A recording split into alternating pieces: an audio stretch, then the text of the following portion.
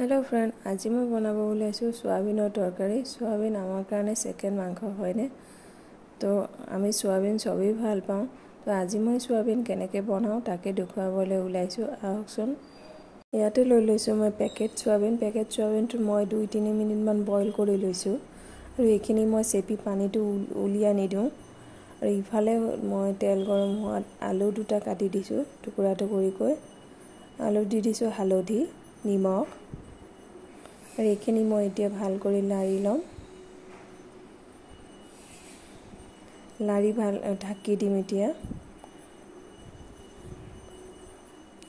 ঢাকি দিয়াৰ 2-3 মিনিট মানৰ পিছত চাওক মই আলুখিনি অকণমান ভাজি লৈছোঁ। এইখিনিতে এতিয়া দি দিম মই বইল কৰা সোয়াবিনখিনি। এইখিনি দি মই লাৰি ভাল কৰি ভাজি লম। সোয়াবিন বইল কৰি এনেকে ভাল কৰি ভাজি ল'ব লাগে। ভাজি ল'লে সবজিখিনি খাই ভাল লাগে। সোয়াবিন আলু এখিনি মই ভাল কৰি লাৰি লাৰি ভাজি লৈছোঁ। চাওক এনেকে ভাজি লৈছোঁ মই অকণমান ৰঙা ৰঙা কৰি। এয়া মোৰ সোয়াবিন আলু ভাজা হৈ গৈছে। ইফালে মই সেই কেৰাহীতে দি দিছোঁ তেল গৰম হোৱা দি দিলোঁ মই 2টা তেজপাত, শুকান জলকীয়া আৰু দালচিনি, ইলাচি, লং এনেকে দি দিছোঁ আৰু জিৰা আধা চামুচ আৰু দি দিলোঁ মই ইয়াতে পিয়াজ। এইখিনি ভাল কৰি লাৰি ভাজি লম ব্ৰাউন কালাৰ হোৱালৈকে। আৰু এতিয়া মই ব্ৰাউন কালাৰ হৈ যোৱা দি দিলোঁ আদা নহৰু পেষ্ট, জলকীয়া। ইয়াতে এতিয়া মই দি দিম একেবাৰে সৰু সাইজৰ টমেটো পেষ্ট কৰি কেনে এটা আৰু দি দিছোঁ ইয়াতে এতিয়া হালধি, কাশ্মীৰী পাউডাৰ, নিমখ। এইখিনি এতিয়া মই ভাল কৰি লাৰি ভাজি লম। মছলাখিনি লাৰি দিছোঁ, দেখিছেনে মছলাখিনি মোৰ ভাল কৰি ভাজা হৈ গৈছে। এতিয়া মই ইয়াতে দি দিম পানী 1 কাপ আৰু ইয়াতে এতিয়া মই দি দিম জিৰাৰ গুড়ি, ধনিয়া গুড়ি। এনেকে দি মই এতিয়া মছলাখিনি আকৌ এবাৰ ভাল কৰি ভাজি লম। এতিয়া দিম ইয়াতে ঢাকি।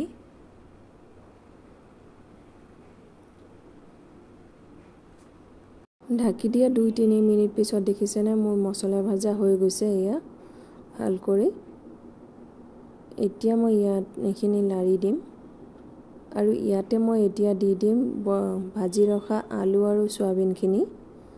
এইখিনি এতিয়া মই ভাল কৰি একেবাৰে ভাল কৰি ভাজি লম যাতে মছলাখিনি সোয়াবিন আলুত সোমাই যায়। এনেকে ভাজি লম লাৰি লাৰি।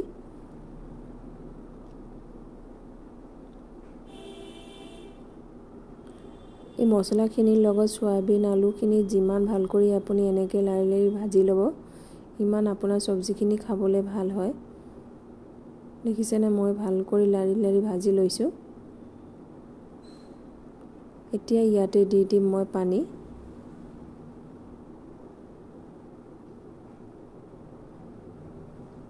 এইখিনি লাৰি দিম। এতিয়া বইল আহিবলৈ দিম মই এইখিনি।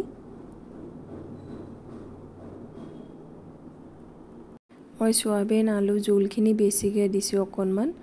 মই ডাঠ কৰি নেপেলাওঁ। মই অকণমান এনেকে জোলকৈ ৰাখিম। আপোনালোকে ডাঠকেও ৰাখিব পাৰে বা এনেকে জোলকেও ৰাখিব পাৰে। যেনেকে ৰাখিলেও খাই ভাল লাগে। এইটো মই 5-10 মিনিটৰ মানৰ কাৰণে ঢাকি দিছিলোঁ যাতে সিজিব থকা আলু আৰু সোয়াবিনখিনি সিজি যায় বাকিখিনি। এতিয়া মই এইখিনি লাৰি দিম। মোৰ প্ৰায়ভাগ মোৰ সোয়াবিন তৰকাৰী হৈয়ে গৈছে। এতিয়া মই ইয়াতে দিম এই চাক মোৰ আলু সিজি গৈছে। এতিয়া মই ইয়াতে দি দিম গৰম মছলা। আৰু এটা কথা আপোনালোকলৈ অনুৰোধ থাকিল, মোৰ ৰেচিপিটো যদি ভাল লাগিছে লাইক শেয়াৰ কমেন্ট কৰি দিব আৰু সাবস্ক্ৰাইবো কৰি দিব। ইয়াতে এতিয়া মই গৰম মছলা দি দিছোঁ। এতিয়া গৰম মছলা দি এইখিনি লাৰি অকণমান বইল আহিবলৈ দিম। তাৰ পিছত মই এইখিনি আমাৰ সোয়াবিনৰ তৰকাৰী খাবলৈ ৰেডি। আশা কৰিছোঁ আপোনালোকে ট্ৰাই কৰিব আৰু ৰেচিপিটো ভাল লাগিলে লাইক শেয়াৰ কমেন্ট কৰি দিব। Bye bye.